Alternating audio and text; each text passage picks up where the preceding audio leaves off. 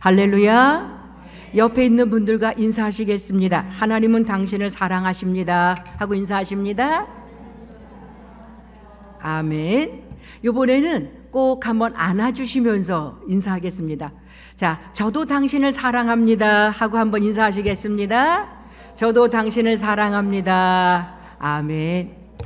제가 아까는 이 위에서 해야 마이크가 2개라 위로 올라왔는데요. 제가 봐도 이렇게 가깝게 좀 이렇게 만나려면 이 빛이 좋지 않을까라고 하는 고민이 됩니다. 어떠실까요? 제가 여기서 해도 괜찮으실까요? 할렐루야. 자, 이 시간에 말씀을 듣기 전에 저를 따라 가슴에 손을 대고 고백하신 후에 말씀을 들어보겠습니다. 가슴에 이렇게 손을 대십니다. 그리고 저를 따라 고백하십니다. 나는 하나님의 가장 존귀한 자녀입니다. 나는 하나님의 가장 보배로운 자녀입니다. 믿으십니까? 하나님의 가장 존귀한 자녀, 보배로운 자녀가 되어서 하나님께 영광 돌리며 살아가는 우리 전주 강림교회 성도님들이 되시기를 주님의 이름으로 축원해 드립니다.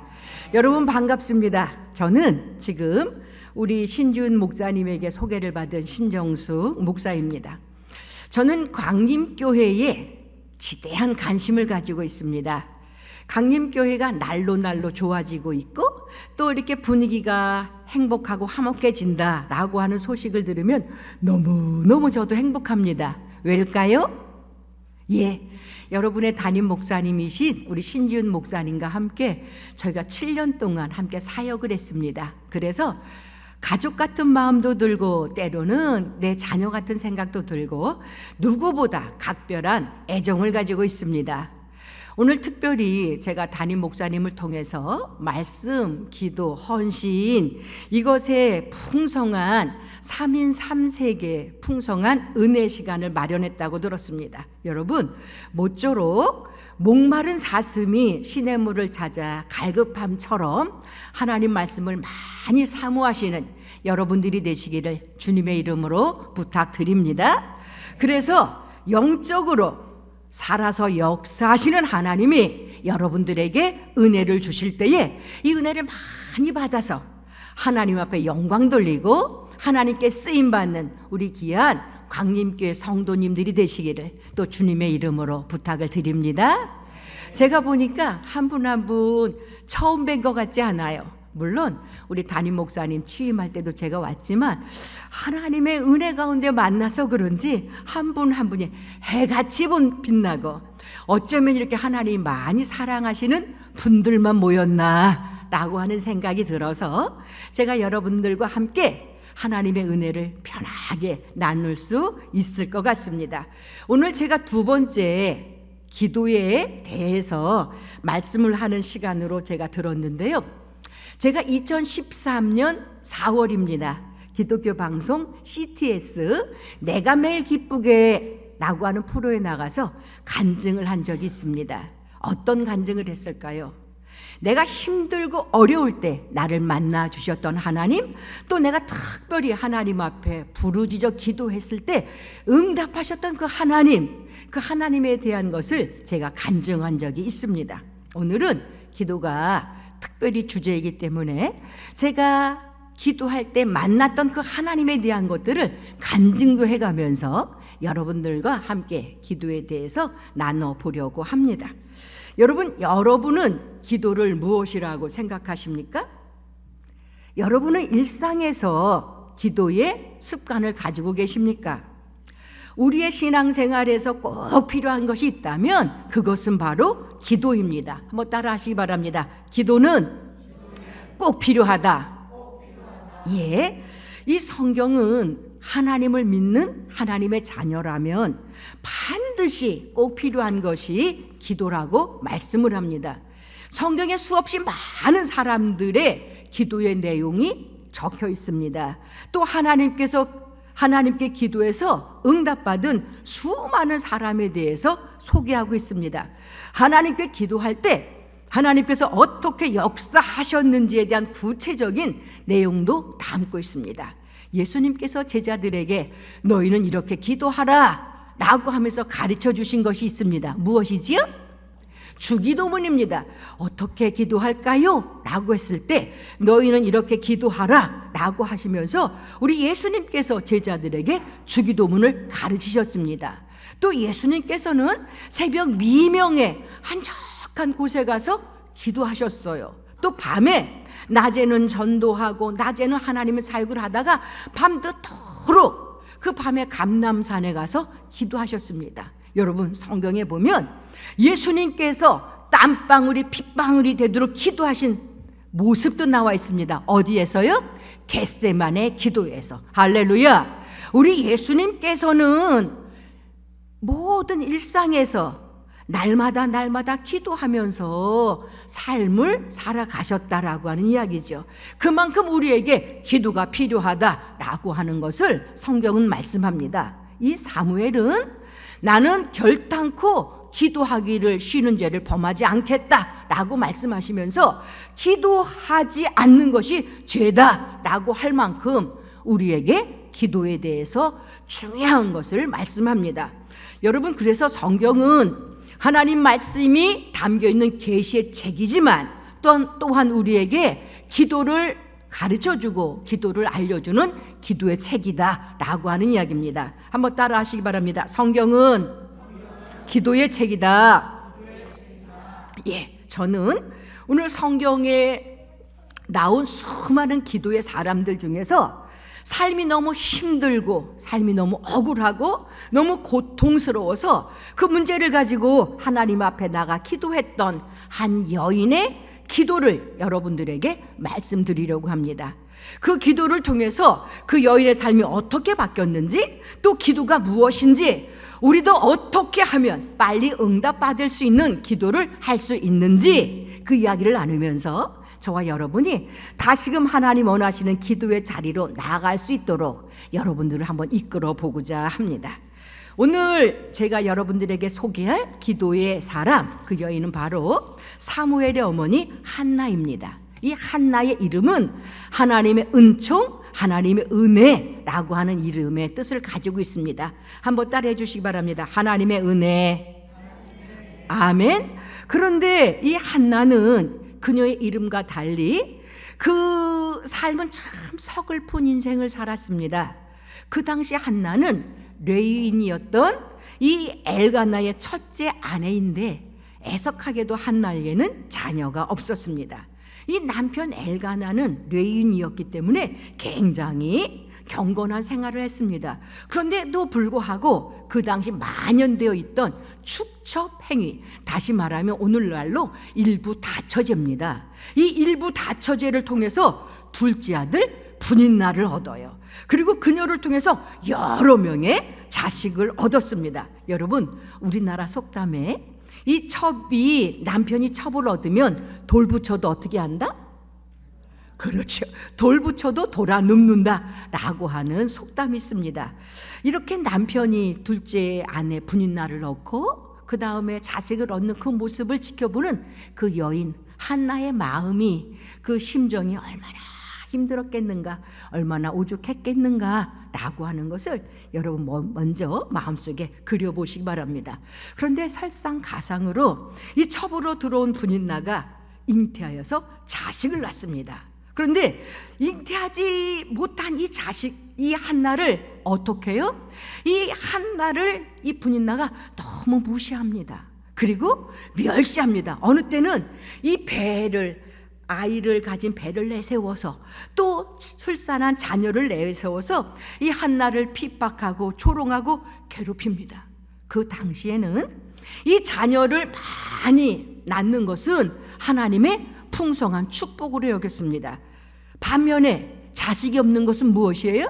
자식이 없는 것은 하나님의 저주를 받아서, 죄를 많이 지어서 자식을 갖지 못한다라고 이해했으니, 여러분, 이 자식이 없는 한나가 느꼈을 고통과 아픔과 괴로움이 얼마나 컸을까라고 하는 이야기입니다. 이 둘째 부인인 분인나는 자식을 여러 두었어요. 근데 본처인 한나는 자식이 없습니다. 그럼 주변에서 사람들이 뭐라고 이야기해요? 야, 저 한나는 첫 번째 부인인데 자식이 없어. 그런데 저 둘째 부인 나는 자식이 한 명도 아니고 여러 명이래. 왜 그랬지? 저 한나가 무슨 우리가 알지 못하는 하나님 앞에 죄를 지은 것은 아닐까? 라고 하는 수군거림도 있었을 것입니다. 또 하나는 아유 그렇지만 저 한나가 너무 딱해. 저 불쌍해서 어떡하지? 라고 하면서 불쌍하다고 수군거리는 것도 있었을 것입니다. 그런데 한나는 어떠해요? 이제는 나를 불쌍하다고 여기는 그 수군거림도, 또 많은 사람들이 나를 이렇게 쳐다보는 그 눈빛도 다 보기 싫을 만큼 정말 내가 숨을 쉬고 살고 있지만 살고 있는 것 같지 않은 힘들고 어려운 인생을 살아가고 있었다라고 하는 이야기죠. 이스라엘 남자들은 매년 3번에 걸쳐서 성전에 올라가 하나님 앞에 제사를 드립니다. 이 남편 엘가나가 하나님께 제사를 드리러 올라갈 때 이 한나는 남편 엘가나를 따라서 실로에 올라갔습니다. 그리고 성전에 올라가 하나님께 통곡하면서 울면서 기도합니다. 만군의 하나님 여호와여, 주의 여종의 고통을 돌아봐 주시옵소서. 나를 기억하사 주의 여종을 잊지 마시옵소서. 주의 여종이 자식이 없어서 이렇게 괴롭고 힘들고 어려운데 만일 주의 여종에게 아들을 주시면 내가 그의 평생에 그를 여호와께 드리고 삭도를 그의 머리에 대지 아니하겠습니다 라고 하면서 하나님 앞에 가서 흐느껴 웁니다. 하나님 앞에 가서 통곡하며 웁니다.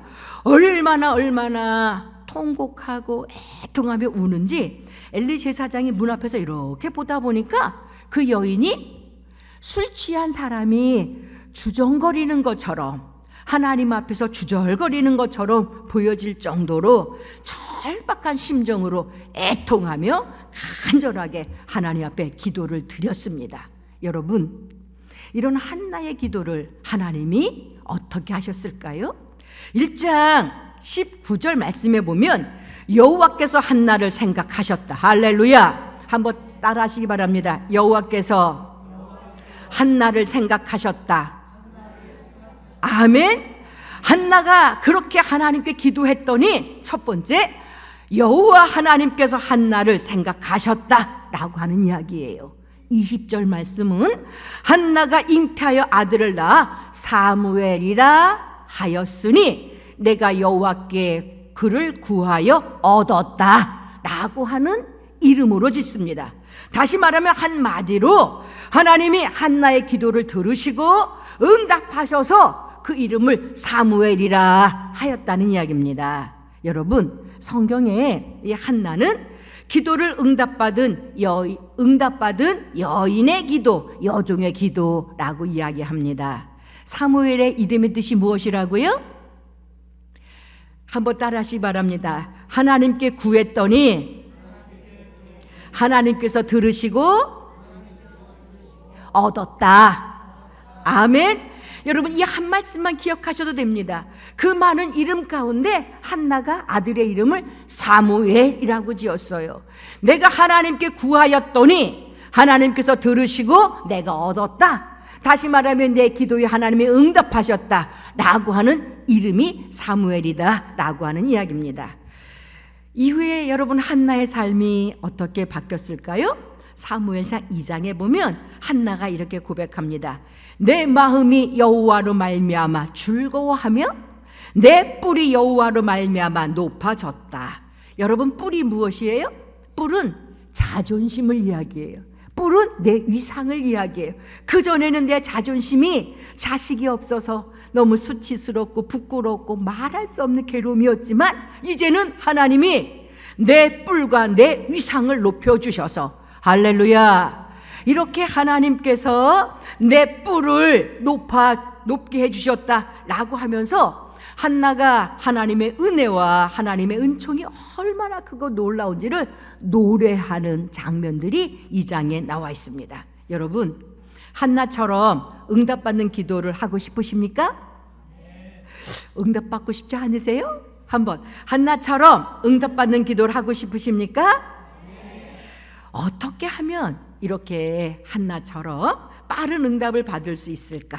첫째, 여러분, 기도는 간절한 마음을 가지고 간절한 심정으로 기도해야 응답받는 줄로 믿습니다. 한번 따라 하시기 바랍니다. 간절함으로 기도해야 합니다. 아멘. 성경에 이 한나의 기도는 내 아들을 하나님께 드리겠습니다 라고 하는 서원의 기도였습니다. 또 한나는 오래 하나님께서 내 기도에 응답 주시겠다라고는 확신이 들 때까지 기도했습니다. 그런데 한나의 기도의 특징은 그것보다 가장 큰 것은 간절하게 하나님 앞에 기도했다라고 하는 거예요. 그래서 한나의 기도는 간절함이 있는 기도였다라고 하는 이야기지요. 여러분, 하나님께서 받으시는 기도는 어떤 기도냐? 간절하게 기도할 때 하나님이 찾아오시고 만나주신다라고 하는 이야기예요. 여러분, 간절한 기도는 무엇이에요? 간절한 기도는 내 마음이 누구를 해요? 내 마음이 하나님을 향하는 거예요. 내 시선이 하나님을 향하는 거예요. 내 시선이 하나님을 향하고 내가 마음을 집중해서 하나님 앞에 기도하는 것, 그것이 간절한 거예요. 그런데 내가 하나님 앞에 기도했어요? 얼마 지나지 않아서 내가 무슨 기도를 했는지 알지를 못한다면 이것은 간절한 기도예요? 간절하지 않은 기도예요? 간절하지 않은 기도예요. 간절한 기도는 내가 하나님, 이것이 하나님이 꼭 응답해 주셔야 되겠는데 하나님 도와주세요 라고 하면서 내 마음이 하나님을 향하고 내 시선이 하나님을 향해서 마음을 집중해서 하나님께 도움을 요청하는 것이 바로 간절한 기도다라고 하는 이야기예요. 예수님께서도 간절한 기도를 하셨죠. 겟세마네 동산에서 예수님 기도하셨을 때에 오죽하면 땀방울이 핏방울처럼 변화되어지고 다른 사람이 볼 때에 아하, 땀방울이 핏방울처럼 보였더라 라고 할 만큼 간절한 기도를 하나님 앞에 올렸습니다. 여러분, 꼭 기억하시기 바랍니다. 응답받는 첫 번째 비결은 간절한 마음으로 하나님 앞에 기도하는 것, 이것이 응답받는 비결인 것 믿으시기 바랍니다. 제가 처음 서울에서 개척을 하려고 할 때입니다. 오랜 시간이 지났는데 지금도 제 머릿속에 생생합니다. 제가 개척을 하려고 서울에서 준비를 하고 있는데 그때 제가 가진 재산이라고는 아무것도 없었어요. 재산이 청약저축 분 거 조금 하고 교회에서 받은 350만 원이 전부였습니다.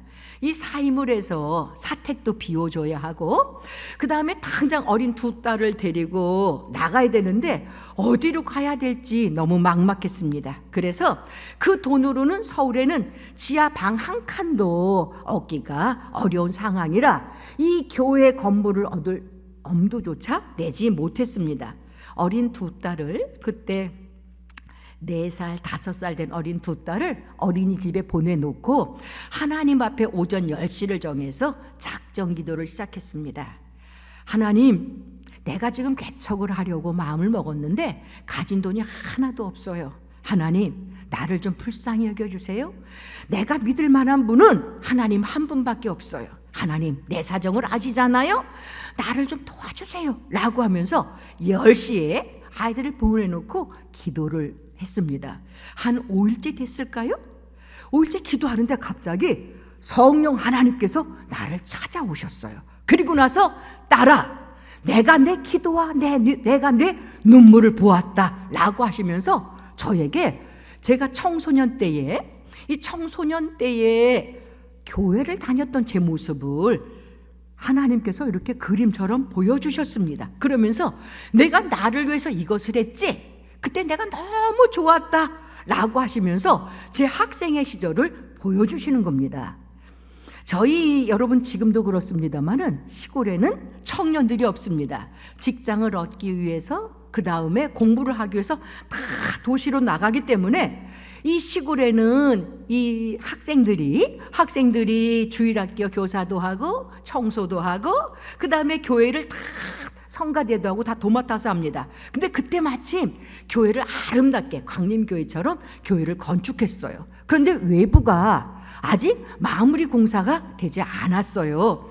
이 토요일이 되면 우리 학생들이 교회를 막 청소하고, 그 다음에 저 사택의 뒤로 가서 마대에 걸레를 빨아오려고 하면, 여기서 이렇게 돌아가면 이 화단에서 비가 오는 날에 흙탕물이 내려오다 보니까 걸레를 빨아가지고 와서 하면 어떻게 해요? 교회가 다시 또 지저분해지는 거예요. 그래서 학생들이라 돈도 없고 딱히 방법을 찾을 수가 없어서 어떻게 하면 좋지? 라고 기도하는데, 우리 교회 옆에 1시간 반 정도의 저수지를 새로 만든 저수지가 있는 것이 생각이 났습니다. 그래서 이 교회의 학생들, 이 남자 학생들 2명을 경운기를 좀 끌고 와라 라고 해서 경운기에다 우리 학생의 아이들을 태워가지고 예수님 찬양 하면서 1시간 반 되는 그 저수지에 가서 남아있는 그 시멘트 벽돌을 가져다가 교회의 사택에서 본당까지 이렇게 길을 놓은 적이 있습니다. 그리고 남은 돌을 가지고 이렇게 화단을 꾸몄어요. 그런데 놀라운 건 이 비가 와도 바로 시멘트 돌로, 우리가 만든 그 돌로 다니다 보니까 그래도 교회에 흙탕물이 많이 튀기지 않고 더럽혀지지 않고 많이 깨끗한 것을 느꼈어요. 근데 그때는 이렇게 놓으니까 참 좋다라고 생각했지, 그것이 그렇게 우리 하나님이 좋아하실 거라고는 생각지 못했습니다. 근데 오랜 시간이 지나서 내가 지금 개척을 하는데 갈 곳이 없어, 어떻게 할까요? 라고 기도할 때 성령 하나님께서 내게 찾아오셔서 내가 나를 위해 이렇게 했지, 그것이 내가 참 좋았다 라고 말씀하시면서 내게 선물을 주신다는 거예요. 여러분, 교회를 위해 한 것이 하나님을 위해 한 것인 것, 교회를 위해 한 것이 예수님을 위해 한 것이라는 것을 제가 그때 알았습니다. 그리고 교회를 위해서 내가 봉사하고 섬기는 것을 우리 하나님께서 다 보고 계시다고 하는 것을 제가 그때 알았습니다. 할렐루야. 여러분들이 광림교회를 위하여 하나님이 머리 되시는 교회를 위해서 한 모든 것들 하나님이 기억하시는 줄로 믿습니다. 하나님이 다 보고 계시다는 것을 여러분 기억하시기 바랍니다. 그렇게 말씀하시면서 성령 하나님이 저보고 이중표 목사님을 찾아가라 하면서 한신교회를 담임하시는 저의 선배 목사님을 찾아가라는 음성을 제가 들었어요. 그런데 제 마음속에 이 음성을 딱 들으면서 나는 이중표 목사님이 제 선배 목사님이지만 한 번도 뵌 적이 없습니다. 그런데 하나님께서 이중표 목사 찾아가라 그렇게 2번 말씀을 하시니까 내 머릿속에 내가 이렇게 주님 말씀하시는 거 보니까 이중표 목사님이 교회를 개척하려나 보다 라고 생각해서 한 번도 일면식도 없는, 가까이서 내가 섬겨본 적도 없는 이중표 목사님을 찾아갔습니다. 찾아가서 목사님, 제가 개척을 하려고 하는데 가진 돈도 없고 준비된 것이 아무것도 없습니다. 내가 하나님 앞에 기도했더니 하나님께서 이중표 목사 찾아가라. 그래서 제가 찾아왔습니다. 목사님, 혹시 개척을 하시려거든 적임자를 찾으시면 저를 좀 적임자로 여기셔서 저를 좀 선택해 주세요. 간곡하게 말씀을 드렸습니다. 그런데 여러분, 이중표 목사님이 뭐라고 말씀하셨을까요? 알았다. 예. 그런데 제가 이중표 목사님을 찾아갔는데 이중표 목사님이 저에게 이 말씀을 하셨습니다. 신 목사, 올해는 개척 계획이 없고 예산이 없네. 2번째, 교회는 장로님들이 있어서 목사가 마음을 먹는다 그래도 내가 할 수 있는 것이 아니네. 3번째, 내 밑에 부목사하고 교육 전도사까지 9명이나 있네. 그러면 개척을 하면 누구 먼저 지원해야 된다는 겁니까? 내 밑에 있는 부목사부터 지원해야 된다는 거예요. 그 다음에 지금도 지방에서 수없이 많은, 특별히 전라도권에서 도와주십시오 선배님 하고 하는 후배들이 수십 명씩 올라오네. 라고 하는 말씀이었습니다. 그러나 내가 들었으니 기도하게 라고 하시면서 저를 놓고 기도를 해주시는데, 여러분, 제가 닭독 같은 눈물이 막 툭툭툭 떨어졌습니다. 그리고 나오면서 얼마나 부끄러웠는지요. 정말 너무 부끄러웠습니다. 왜요? 선배 목사님이지만 한 번도 일면식도 없고 가깝게 섬겨본 적이 없는 목사님, 그런데 기도했다고, 기도할 때 이중표 목사님 찾아가라 하는 음성 듣고 목사님 왔습니다 라고 찾아간 제가 너무 부끄럽고 너무 수치스러웠어요. 그래서 나오면서 하늘을 향해서 기도하고 제가 이제 기도하면서 걸어갑니다. 하나님, 왜 보내셨어요? 이 말씀 들으려고 보내셨어요? 하나님, 저 너무 부끄러워요. 너무 창피해요, 하나님. 하는데 갑자기 구름 같은 성령 하나님 나를 꽉 껴안으면서 따라 잘했다 하는 음성을 제가 들었습니다. 그런데 여러분, 놀라운 일이 벌어졌습니다. 내가 목사님을 찾아간 그 다음 날입니다.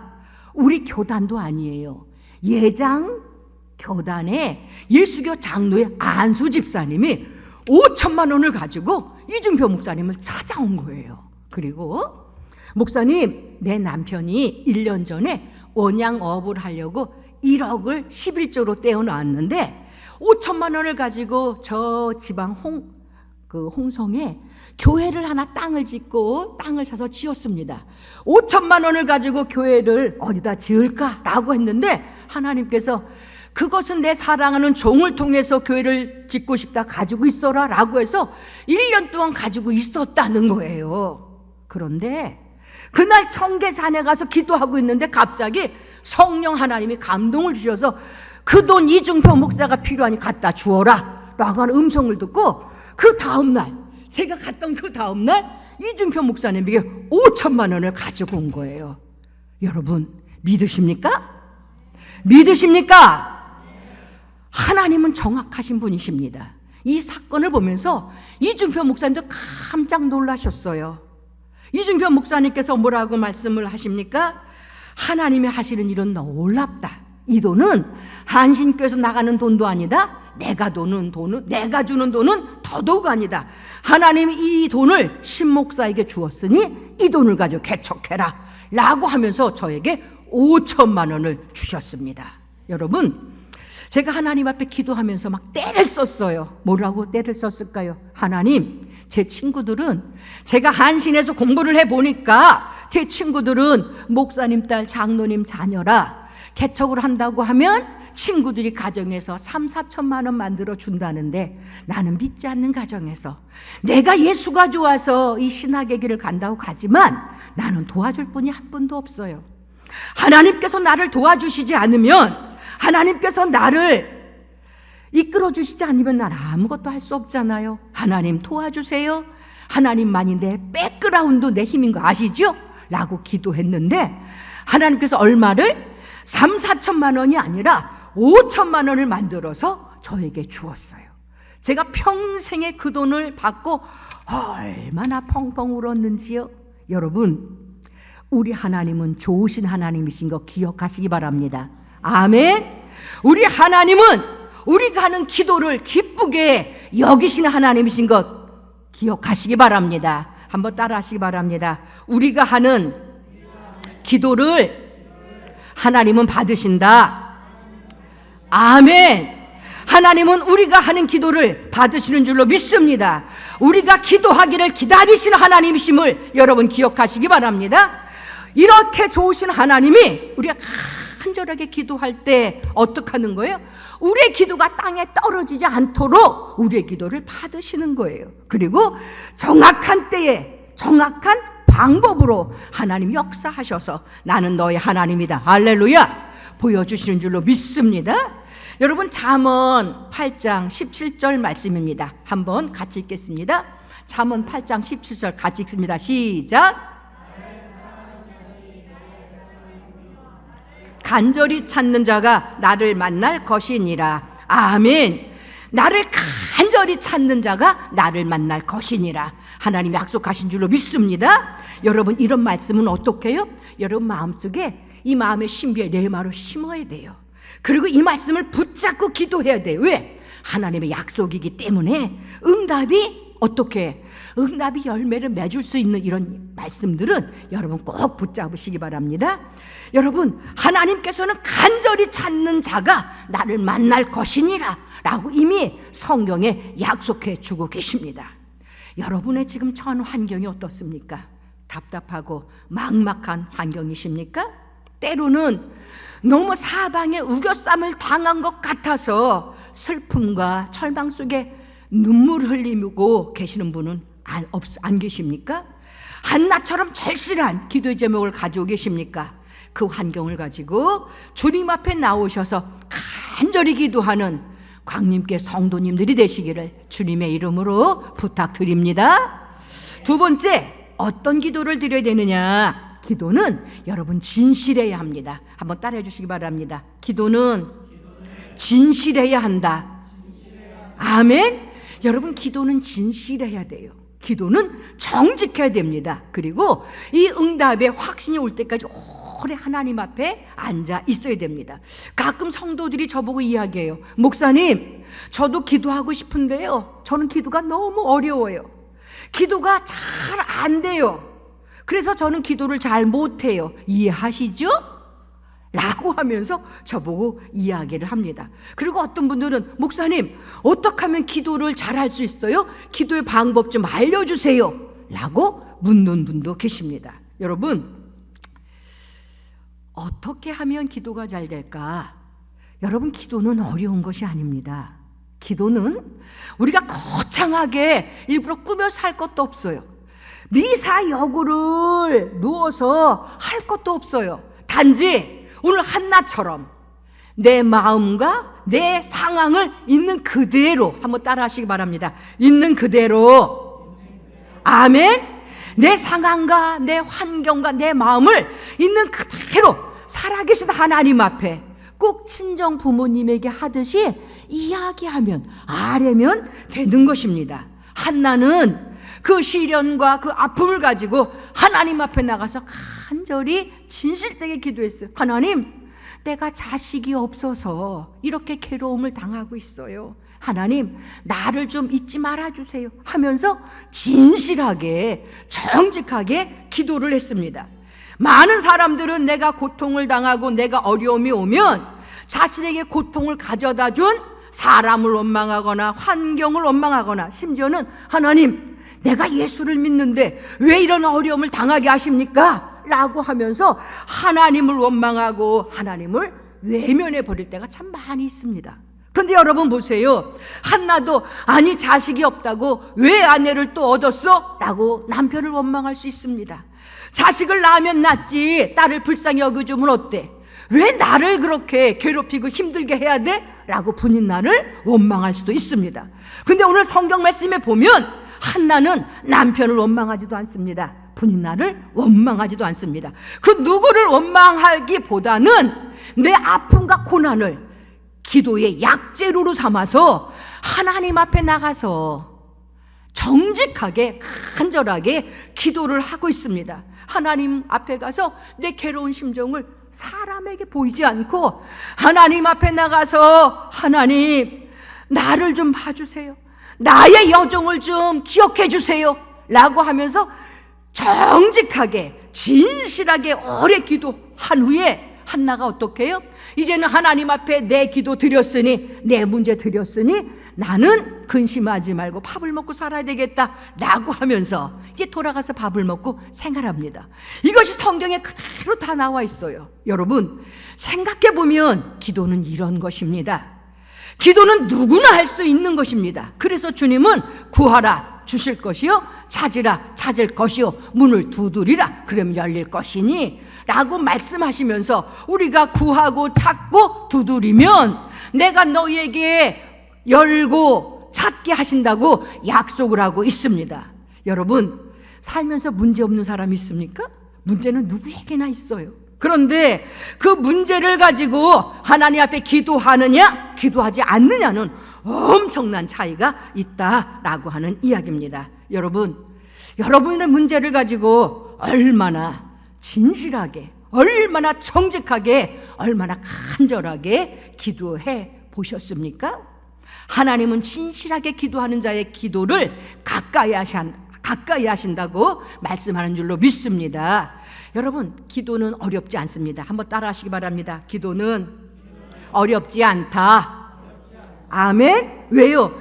제가 여러분들이 이렇게 고백을 할 때 나도 기도해보자 라고 할까봐 자꾸 입으로 어떻게 내 귀가 듣고 마음속에 생기도록 따라하게 하는 겁니다. 한번 다시 따라 하시겠습니다. 기도는 어렵지 않습니다.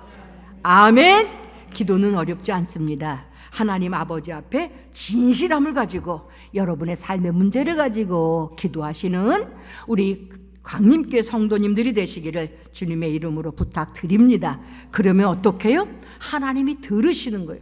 하나님께서 말씀하셨어요. 내가 귀가 있어 듣고 내가 눈이 있어 본다 라고 말씀하셨습니다. 세 번째, 우리가 기도 어떻게 하면 빨리 응답받을까? 응답의 확신을 가지고 기도해야, 다시 말하면 믿음을 가지고 기도해야 응답이 빠르다라고 하는 이야기입니다. 저를 따라서 고백하시겠습니다. 믿음을 가지고 기도해야 한다. 아멘. 세 번째는 응답의 확신을 가지고 믿음으로 기도해야 한다라고 하는 이야기입니다. 이 사도행전 12장에 보면 초대교회 수장이었던 야고보가 순교합니다. 그리고 베드로는 옥에 갇혔어요. 그래서 온 성도들이, 온 교회가 모여서 이 하나님 앞에 베드로를 구원해 주시도록 간절히 기도했습니다. 하나님께서 그 기도에 응답하셔서 천사를 보내시고 이 베드로가 있는 옥문의 문을 열어주셔서 이 베드로가 기적적으로 이 옥에서 나오는 사건들을 말씀하고 있습니다. 이 베드로가 나와서 이 마가 요한의 어머니 마리아의 집에 갔을 때 그때 온 성도들이 마침 베드로를 위하여서 간절히 기도하고 있던 그때였습니다. 베드로가 문을 두드리는데 이 기도할 때에 로데라고 하는 어린아이가 누굴까? 라고 해서 가보았더니 누구예요?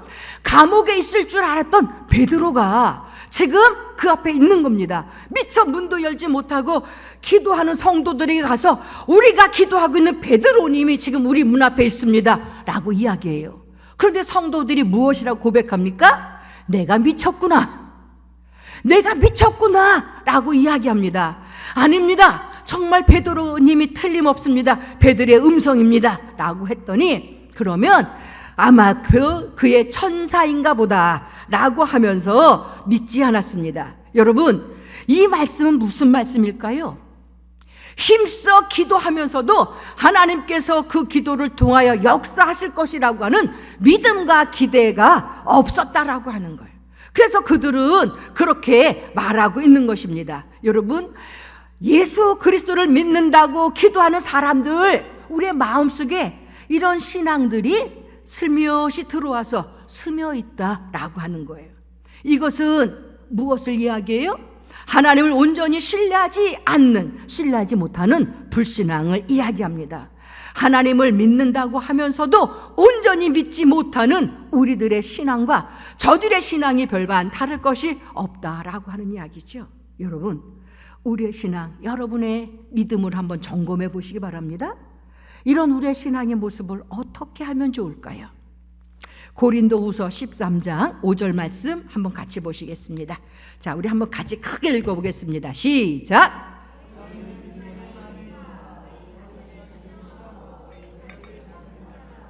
예수 그리스도께서 너희 안에 계신 줄을 너희가 스스로 알지 못하느냐? 그렇지 않으면 너희는 버림받은 자니라. 아멘. 신앙생활 하면서 늘 믿음을 살피고 버림받는 자가 되지 않도록 점검하라라고 하는 거예요.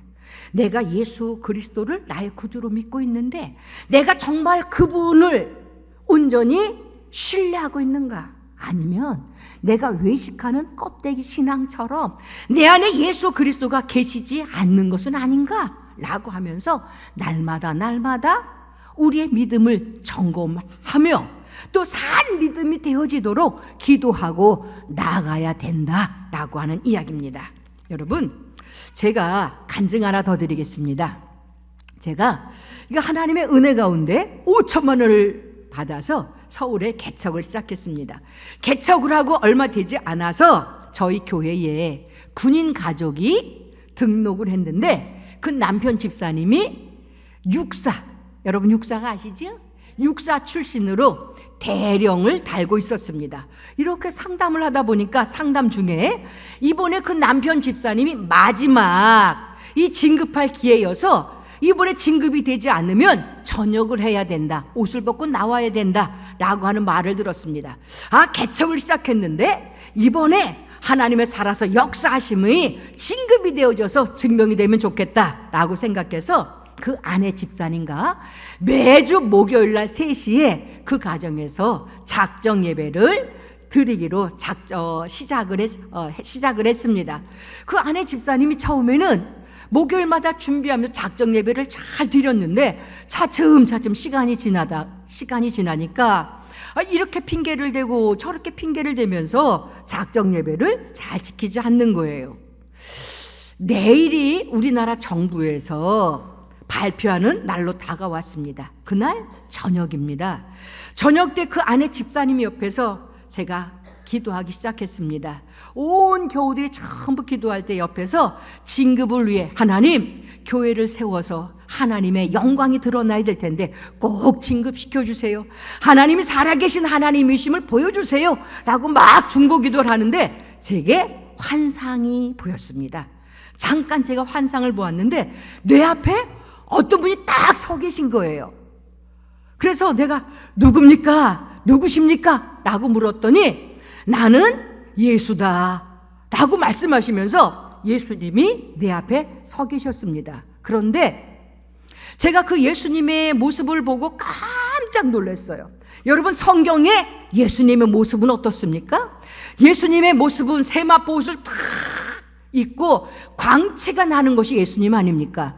내 앞에 그런 예수님이 서 계셨다면 제가 예수님 하고 했을 텐데 내 앞에 계신 예수님은 그런 예수님이 아니었어요. 예수님이 옷을 입었는데 누더기 거지들이 입는 상누더기 옷을 입고 내 앞에 예수님이 서 계신 겁니다. 그리고 예수님께서 자를 가지고 계신데 여러분 30cm 다 아시지요? 30cm는 큰 물건을 잴 수 있습니까? 잴 수 없습니까? 잴 수 없죠. 이 조그만 물건을 재는 30cm의 자를 가지고 내 앞에 예수님이 서 계셨습니다. 한 번도 생각지 못한 그 예수님의 모습에 제가 깜짝 놀라서 예수님, 이 모습이 무슨 모습입니까? 이것이 무슨 일입니까? 라고 물었더니 예수님께서 저보고 하신 말씀입니다. 내 옆에 있는 그 아내, 누군지 아시죠? 아내라고 하면 아시죠? 그 진급받을 그 집사, 그 아내 집사의 믿음이 거지 예수를 믿는 믿음을 가지고 있다는 거예요. 다시 말하면 그 집사가 거지 예수, 그것도 상거지를 믿고 있기에 내가 그 모습을 알려주고 싶어서 친히 내려오셨다라고 저에게 말씀하셨습니다. 그러면서 예수가 살아있기는 해? 그 예수가 무엇을 할 수 있어? 라고 하면서 마음으로 예수님을 측정하는데 그것도 작은 물건이나 잴 수 있는 유만한 30cm의 자로 재고 계시다 그러면서 탄식하듯 예수님이 말씀을 하셨습니다. 여러분, 그 모습을 보고 제가 얼마나 마음이 아팠는지, 내가 믿는 예수 그리스도는 크고 광대하시고 위대하신 하나님, 못할 것이 없는 전능하신 하나님이신데 그 예수님께서 거지 예수의 모습으로 내 앞에 서 있었을 때 제가 너무너무 마음이 아파서 예수님, 그 아내 집사의 믿음 없음을 용서해 주십시오. 믿음 없음을 용서해 주십시오라고 제가 울면서 중보기도를 했습니다. 이 회개 기도회가 끝났습니다. 그런데 아무래도 이 환상 본 이야기를 그 집사님에게 이야기를 해야 될 것 같아서 그 집사님을 목양실로 불렀습니다. 어떻게 이야기를 꺼낼까 제가 고심했습니다. 왜요? 제가 한신 출신 아닙니까? 어떠한 신령한 은혜를, 여러분, 제가 기장교회 목사입니다. 제가 어떠한 신비한 세계를 막 추구하는 그런 목사도 저는 아니잖아요. 그런데 내게 이렇게 봤다고 환상을 어떻게 이야기할까? 라고 생각을 하고 고민하고 있는데 마침 그 아내 집사님이 그 시간에 그 기도하면서 환상을 보았다는 거예요. 그래서 할렐루야, 나와 똑같은 환상이겠거니? 라고 생각했는데 그 집사님은 저와 다른 환상이었습니다. 난생 처음으로 마음을 간절히 기도하고 있는데 갑자기 하늘에서 천사가 내려오더래요.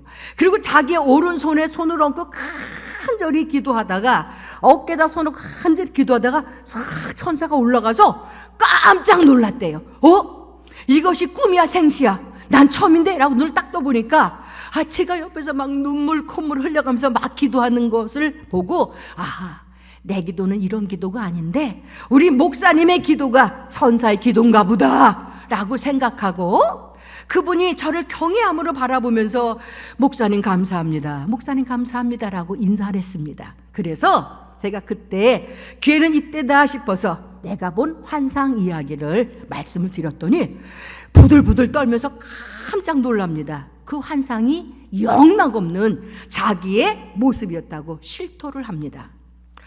그 아내 집사님의 이야기는 이렇습니다. 원래 그 남편 집사님이 육사 출신으로 여러분 전두환 노태우 계열의 하나의 소속이었습니다. 이번 진급도 이 기라성 같은 선배, 허삼의 허화평 이런 선배들이 도와주겠다고 하는 약속을 받았어요. 그래서 진급된다 라고 확신을 가지고 있었는데 갑자기 목사님이 그 교회에서 우리 하나님 앞에 기도하고 작정 예배를 드리지요 라고 했더니 거절할 수가 없어서 그러시지요 라고 마지못해 대답은 했지만 그 예배 드리고 기도해서 응답될 거라고는 기대도 하지 않았다는 거예요. 그런데 갑자기 여러분 언론에서도 아마 그 당시에 여러분 기억하실 겁니다. 이 남편 집사가 소속됐던 하나회가 와르르르르 무너지면서 이 기라성 같은 허삼의 허화병이 다 어떻게 해요? 다 잘라져 나가버렸어. 갑자기 믿었던 동아줄이 어떻게 된 거예요? 끊어져 버린 거죠. 내가 내키지 않는 집에서 가정 예배까지 드리고 있는데 더 좋은 일이 생기면 생기지 이게 무슨 일이야? 라고 낙심 가운데 있는데 이 소식을 들은 누가? 가까운 친구가 찾아옵니다. 야, 김 집사야, 내가 보니까 우리나라에 유명한 점집이 있대. 근데 그 점집에 아무개 국회의원도 가고 아무개 장관도 가서 부적을 써왔다더라. 그 부적을 가지고 붙였더니 승진했다잖아. 그러지 말고 그 유명한 점집에 찾아가자 라고 이야기를 한 겁니다. 여러분 어떻게 해야 될까요? 여러분 같으면 어떻게 하시겠습니까? 그때 이 집사님이 바로 예수님이 하셨던 그것을 마음속에 쟀던 거예요. 예수가 살아있기는 해. 예수가 하면 뭘 할 수 있어. 그래, 나도 가서 도움 좀 얻어보자 라고 하고 이 친구와 함께 그 점집을 찾아간 것입니다. 그 점쟁이가 다 이야기를 듣더니 하는 말이 이번에는 진급이 안 된다. 이미 다 끝난 마당이다. 그러나 내가 부적을 써줄 테니 이 부적을 가져다가 장롱에도 남편 베갯잎에도 천장에도 붙여서 저녁만 면하게 하자라고 해서 부적을 써가지고 가지고 왔어요. 그리고 집에다 이렇게 곳곳 붙이니 여러분 그렇게 붙여놓고 어떻게 목사님을 모시고 작정 예배를 마지막까지 할 수 있었겠습니까? 이미 끝났다라고 생각하니까 더 포기가 되어서 이제는 아무것도 하고 싶은 마음이 생기지 않더라라고 하는 이야기입니다. 그러면서 하는 소리입니다. 내가 믿음이 없습니다. 난 한 번도 남편이 육사 출신으로 어려본 적이 없어서 나는 교회 집사지만 믿음 있는 집사가 아니었습니다. 나는 믿음이 없이 거지 예수를 내가 알고 있었는데 그 거지 예수가 무엇을 할 수 있었겠습니까? 그 모습이 제 모습이 맞습니다 라고 하면서 그날 밤에 철저하게 하나님 앞에 울고 회개했습니다. 여러분 그 다음 날 진급될 때 어떻게 됐을까요? 제가 궁금해서 묻습니다. 우리 전주 강림교 성도님들은 그 다음에 정부에서 그렇게 기도하고 발표의 날 어떻게 됐을까요? 합격. 아이야, 점쟁이도 안 된다 그랬는데요. 예, 여러분, 놀라운 일이 벌어졌습니다. 다 끝났다고 점쟁이조차 안 된다고 했던 그 남편 집사님이 장군으로 승진하셨습니다. 할렐루야. 누가 세우셨어요? 살아계신 하나님께서, 전능하신 하나님께서 교회가 개척이 되어지고 하나님의 역사를 드러내고 싶으셔서 하나님 친히 세우신 줄로 믿습니다. 주일날 그 부부가 하나님 앞에, 교회 앞에 간증을 했습니다. 이번 진급은 사람이 한 것이 아닙니다. 하나님이 하셨습니다. 나는 이번 일로 하나님이 살아계심을 믿게 되었습니다. 내가 가는 곳마다 교회를 세우고 내가 교회를 돕는 일에 앞장서도록 하겠습니다 라고 고백을 했습니다. 여러분, 우리가 인식하지 못한다고 해서 하나님은 안 계신 것이 아닙니다. 하나님은 지금도 살아계시고 여전히 역사하시는 것 믿으시기 바랍니다. 아멘, 아멘, 아멘, 아멘. 여러분, 아멘으로 받아들여야 여러분들에게도 역사가 나타나고 산 믿음으로 하나님 일하기 시작을 하십니다. 그 하나님은 어떤 하나님이십니까? 불가능을 가능케 하신 하나님. 성경의 말씀 보면 여러분, 아브라함 100세 때에, 사라 90대에 어떻게 해요? 사람의 몸으로는 끝났다라고 하는 사라의 몸을 통해서 하나님이 이삭을 주지 않습니까? 우리가 믿는 하나님은 불가능을 가능케 하시는 전능하신 하나님이심을 믿으시기 바랍니다. 여러분은 전능하신 하나님을 여러분의 하나님으로 믿으십니까? 아멘. 고백하신 줄로 믿습니다. 하나님 받으신 줄로 믿습니다. 전능하신 하나님이 여러분의 하나님이십니다. 그 하나님을 붙잡고 믿음으로 살아가는 여러분들이 되시기를 주님의 이름으로 부탁드립니다. 히브리서 6장 11절 말씀입니다. 한번 또 같이 읽어볼까요? 자, 히브리서, 제가 잘못했네요. 히브리서 11장 제가 읽겠습니다. 믿음장이라고 하는, 제가 잘못 여기를 해서 제가 읽어드리겠습니다. 믿음이 없이는 하나님을 기쁘시게 하지 못하나니 하나님께 나아가는 자는 반드시 그가 계신 것과 또한 그가 자기를 찾는 자들에게 상 주시는 이심을 믿어야 할지니라. 아멘. 믿음이 없이는 하나님을 기쁘시게 하지 못한다. 다시 말하면 하나님께 나아가는 자는 반드시 그가 계신 것과, 할렐루야, 하나님의 살아계심을 믿고 하나님께 나아가는 우리 강림교회 성도님들이 되시기를, 산 믿음의 소유자가 되시기를 주님의 이름으로 부탁드립니다. 기도라고 하는 것은, 그래서 제가 보면 이 기도의 자리는, 이 기도라고 하는 것은 은혜이고, 기도라고 하는 것은 하나님의 임재를 경험하는 축복의 자리인 것을 제가 알았습니다. 어느 날입니다. 제가 이렇게 강대상 앞에서 이렇게 찬양을 하면서 구역장들을 교육을 하고 있는데, 여러분, 강대상에 못이 있겠습니까? 못이 없지요. 그런데 갑자기 이렇게 찬양을 하는데 여기 제 앞에 갑자기 이렇게 물집이 고이면서 물집이 빨갛게 피로, 이 물집이 피로 변하기 시작을 합니다. 그리고 이 손금에 따라서 이렇게 십자가가, 물집이 잡히면서 그것이 십자가 모양으로 생기는 거예요. 제가 갑자기 찬양을 인도하다가 이것이 무슨 일이지? 하나님이 내게 하실 말씀이 있나? 라고 생각해서 제가 또 교회에 올라가서 하나님 앞에 작정 기도를 시작했습니다. 일주일 동안 세상의 모든 것들을 조금 멀리하고 하나님 앞에 나가서, 하나님, 이것이 무엇입니까? 하나님, 이것이 무엇입니까? 무엇을 말씀하고 싶으십니까? 라고 제가 하나님께 물었습니다. 한 5일째, 6일째 됐을까요? 갑자기 성령 하나님이 또 제게 찾아오셨습니다. 딸아, 너는 의를 무엇이라고 생각하느냐? 라고 물었어요. 여러분, 의하면 생각나는 게 뭐가 있으십니까? 그때 제게 갑자기 그 말씀을 물어서 의하니까 오를 의, 한문으로 오를 의가 생각이 나는 거예요. 그래서 제가 예, 오를 의죠? 라고 이야기했더니 주님께서 저보고 말씀하시는 겁니다. 딸아, 사람들은 누구나 할 것 없이 자기가 옳다고 생각하는 자기 의를 가지고 있다. 그럼 옳다고 하는 기준이 같다는 거예요? 틀리다는 거예요? 같다는 거예요? 틀리다는 거예요? 틀리다는 겁니다. 하나님께서 제게 주신 말씀이에요. 사람들은 누구나 할 것 없이 자기가 옳다고 생각하는 자기 의를 가지고 있다.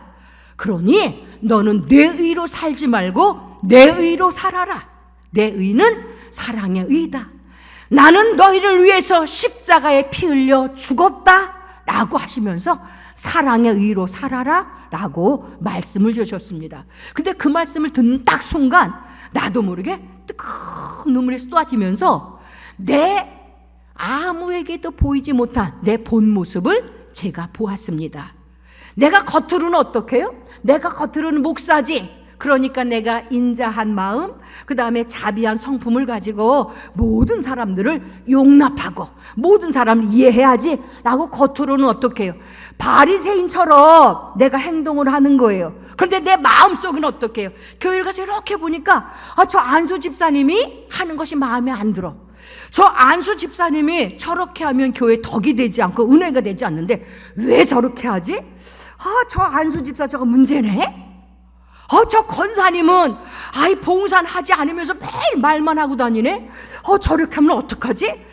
하나님 앞에 내가 기도를 좀 해봐? 이러면서 내가 바리새인적으로 남을 내 마음의 잣대로 남을 정죄하고 비난하고 있는 제 모습을 제가 보았습니다. 그 모습을 보면서 제가 펑펑 눈물이 쏟아지기 시작했습니다. 주님께서 뭐라고 말씀하시는 거예요?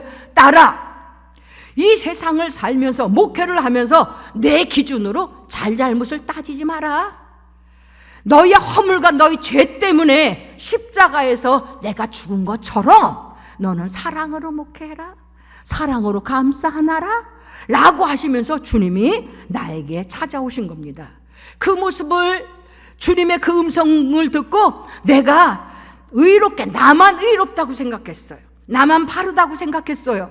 그런데 나만 바르고 의롭다고 생각했던 이 바리새인적인 내 본 모습을 보고 막 펑펑 울면서 하나님, 이 교만했던 나를 용서해 주세요. 이 교만했던 나를 하나님 앞에 내려놓습니다. 주여 하고 막 가슴을 치고 회개를 했어요.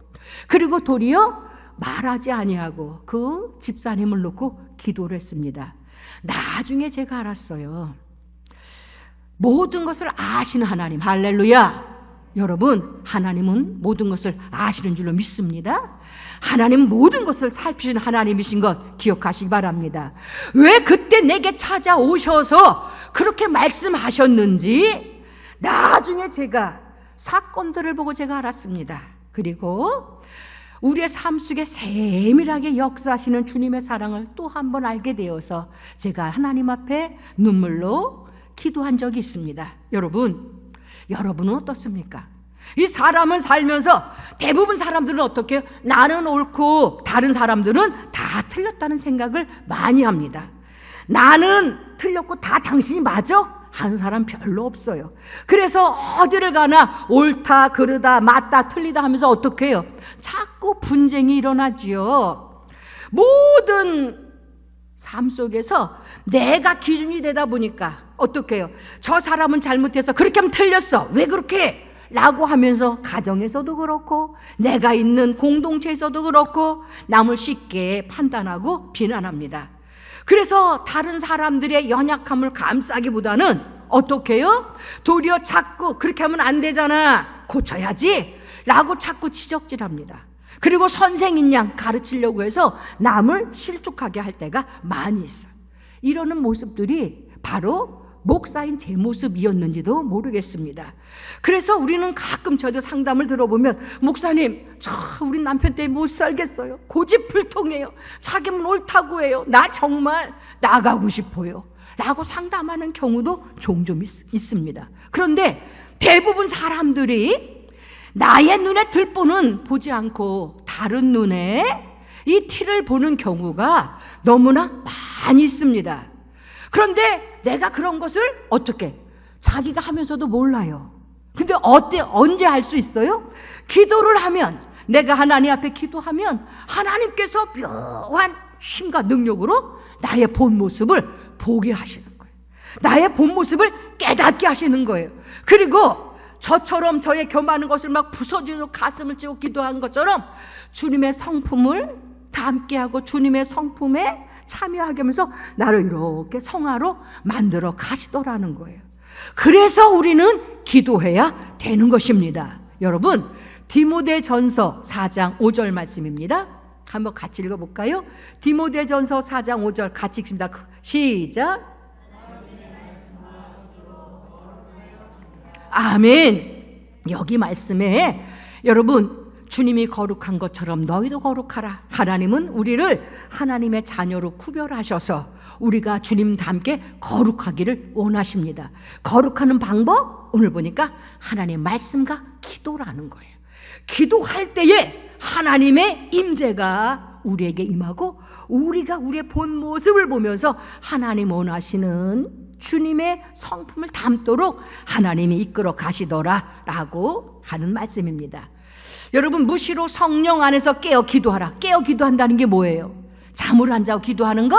여러분, 제가 팁을 말씀드립니다. 깨어 기도한다라고 하는 것은 따라 하시기 바랍니다. 하나님 마음을 가지고 하나님이 원하시는 기도, 아멘. 깨어 기도한다라고 하는 것은 하나님 앞에 하나님의 마음을 가지고 하나님이 원하시는 기도를 하는 것, 이것이 깨어 기도하는 거예요. 그런데 어떻게 알 수 있어요? 기도할 때 하나님께서 내 기도를 하나님 원하시는 기도로 바꾸어 가시더라 라고 하는 이야기입니다. 여러분, 저처럼 기도하다 아까 이렇게 하나님께서 저에게 말씀해 주시고 가르쳐 주신 영적 체험을 한 적이 있으십니까? 기도가 깊어질수록, 기도가 오래될수록 하나님은 여러분을 찾아오셔서 영적으로 하나님의 부어주시는 은혜로 채우시는 것 기억하시기 바랍니다. 제가 예전에 서울서 목회할 때 저희 교회에 권사님 한 분 계셨는데요. 그 권사님은 딸만 셋이고 아들이 하나입니다. 근데 이 아들이 조금 이렇게 틱 같은 장애가 있었어요. 그러다 보니까 이 권사님이 이 틱 장애를 가지고 자녀가 살아갈 수 없잖아요. 그러니까 날마다 교회 가서 기도합니다. 하나님, 이렇게 전대 자녀를 주셨는데 내 힘으로 할 수 없잖아요. 이 자녀가 살아가는 건 내 방법으로 할 수 없잖아요. 하나님 도와주세요 라고 기도해요. 비가 올 때도 기도하고 눈이 올 때도 기도합니다. 그래서 제가 물었어요. 아이, 권사님, 오늘 같은 날은 좀 쉴 수 있는데 그러니까 오늘 같은 날도 기도해야 되겠습니까? 라고 했더니, 목사님, 저는 기도하지 않으면 영이 죽은 것과 같이 답답해서 살 수가 없어요. 저는 처음에 하나님께서 사람을 빚으실 때 흙으로 사람을 빚으시잖아요. 흙으로 사람이 형상대로 사람을 빚으시고 하나님이 후 하고 무엇을 불어넣으세요? 하나님의 생명, 하나님의 호흡, 숨을 불어넣으셨을 때 무엇이 돼요? 생명이 되잖아요. 저는 기도할 때 하나님께서 후 하고 나에게 생기를 불어넣으시고 하나님께서 기운을 불어넣으셔서 이 속사람이 강건해지고 힘을 얻는 은혜가 있어요. 저는 이 기도가 하나님과 호흡이에요. 기도가 하나님과 숨을 쉬는 거예요. 숨을 쉬지 않으면 내 이 속사람이 깝깝하고 메말라서 살 수가 없어요, 목사님 라고 이야기를 해요. 그러니 이분은 어떻게 해요? 여러분, 날마다 기도하면서 하나님만 만날 시간만 있을까요? 아니에요. 어느 날은 아무리 기도해도 하나님께서 찾아오시지 않고 안 계신 것처럼 느껴질 때가 있어요. 근데 그럴 때도 어떡합니까? 이분은 기도가 잘 나오지 않아요. 무슨 말을 해야 할지 몰라요. 그런데 그 순간에도 그냥 하나님 앞에 가서 하나님, 나 하나님 앞에 와 있어요 라고 하고 앉아 있는 거예요.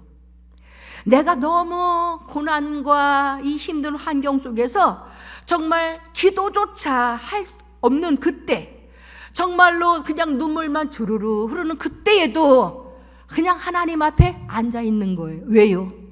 하나님께서 내 모습을 보시겠지? 하나님께서 내 마음을 아시겠지?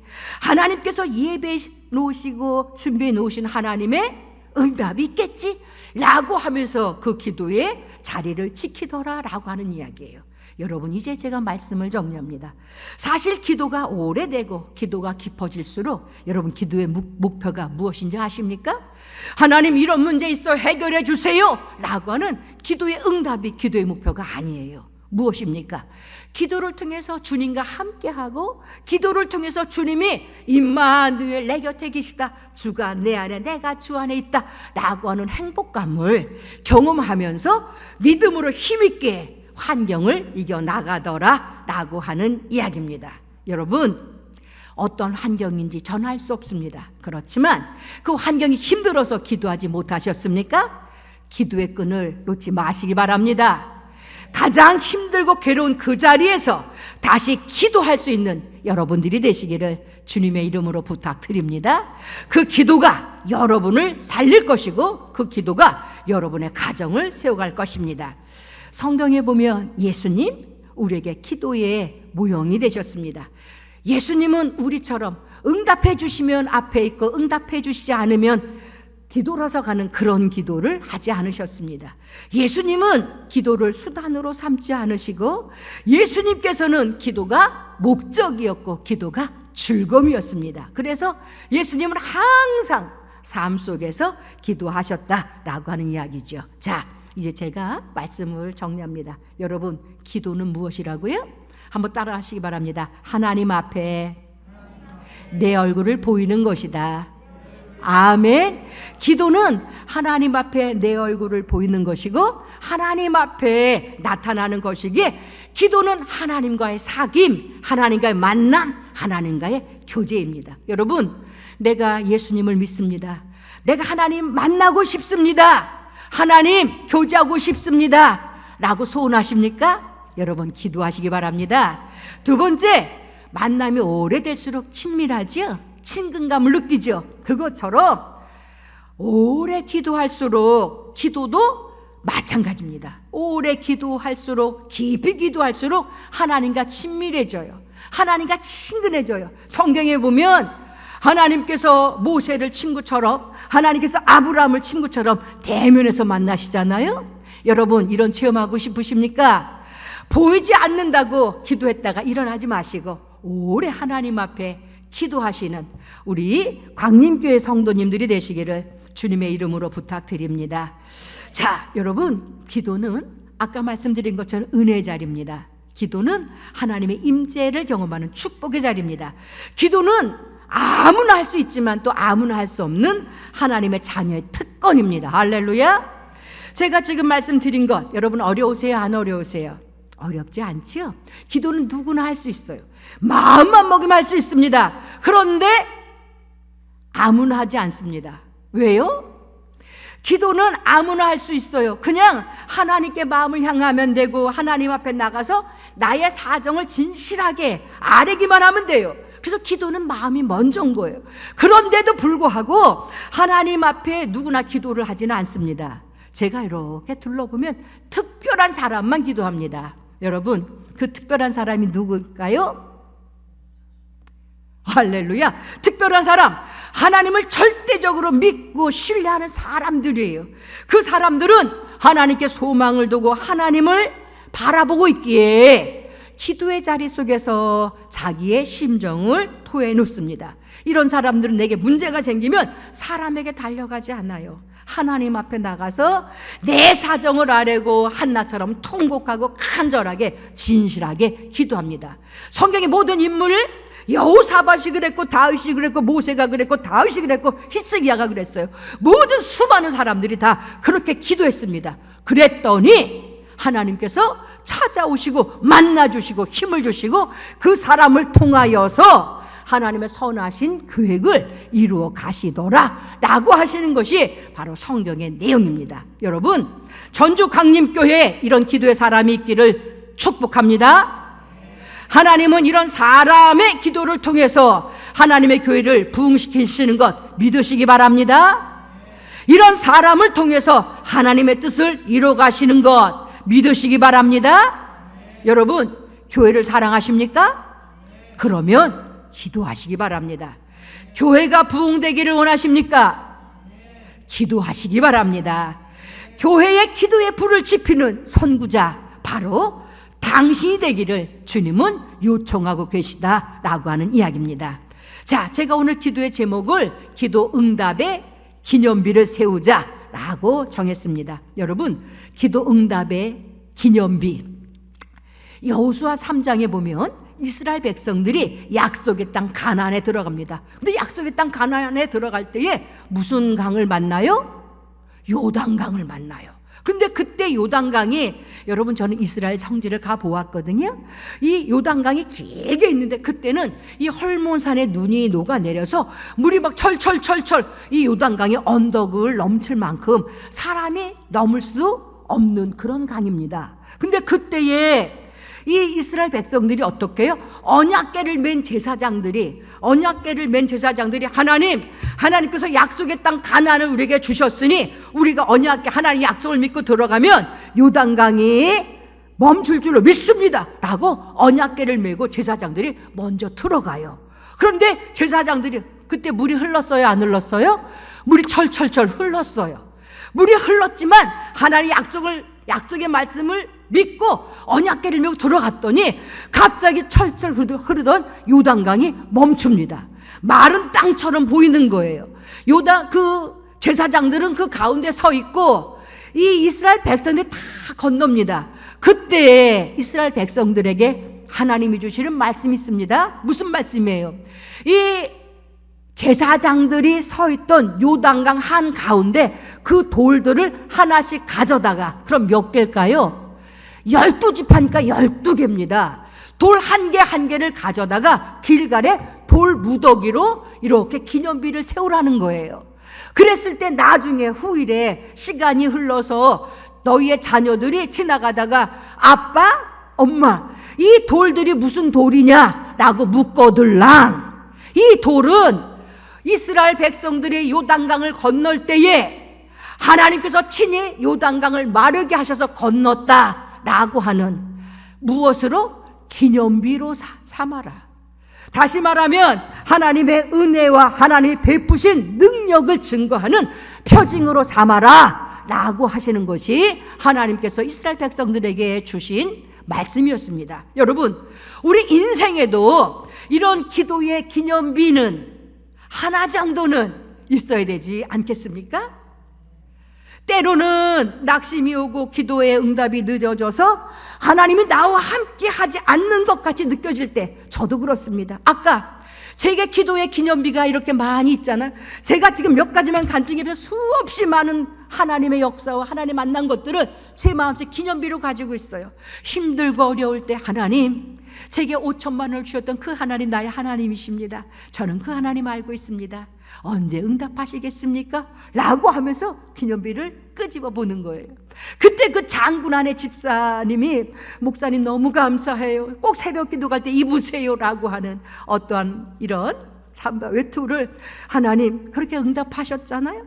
내가 믿는 하나님, 살아계신 하나님, 저에게 이렇게 응답해 주세요 라고 하면서 그 기념비를 어떻게 해요? 다시 기억하고 하나님 앞에 기도의 자리로 나아갑니다. 여러분들은 이런 기도 응답의 기념비가 있으십니까? 없어도 괜찮습니다. 왜요? 오늘부터 기도하면서 기도의 응답의 기념비를 세우면 되기 때문에 그렇습니다. 할렐루야. 그래서 어떻게 해요? 하나님께서는 우리의 기도에 응답하시는 전능하신 하나님이시다 라고 여러분 증거해야 되지 않겠습니까? 또 여러분 자녀들에게도 우리가 믿는 하나님은 살아계신 하나님이야, 내가 기도했을 때 이렇게 응답하셨어 라고 자녀들에게 그 하나님을 소개하면서 자녀들을 믿음으로 독려해야 되지 않겠습니까? 여러분, 이런 전주 강림교회 성도님들이 되시기를 주님의 이름으로 축원합니다. 할렐루야. 옆에 있는 분들과 한번 인사하시겠습니다. 기념비를 세웁시다. 아멘. 좋습니다. 이 시간에 우리 그러면 하나님 앞에 한번 기도해 보시겠습니다. 하나님은 우리의 기도를 들으실 준비가 되어 있습니다. 우리가 기도하지 않기에 하나님께서 안타까운 눈으로 우리를 보고 계십니다. 이 시간에 하나님, 내가 하나님 앞에 기도하기를 원합니다. 주님 만나기를 원합니다. 그래서 내가 하나님의 영광이 되어지고 하나님의 기쁨이 되어지기를 원합니다 라고 하는 마음을 담아서 여러분, 우리 하나님의 이름을 한번 부르시고 뜨겁게 여러분들의 기도를 하나님께 올려드리시겠습니다.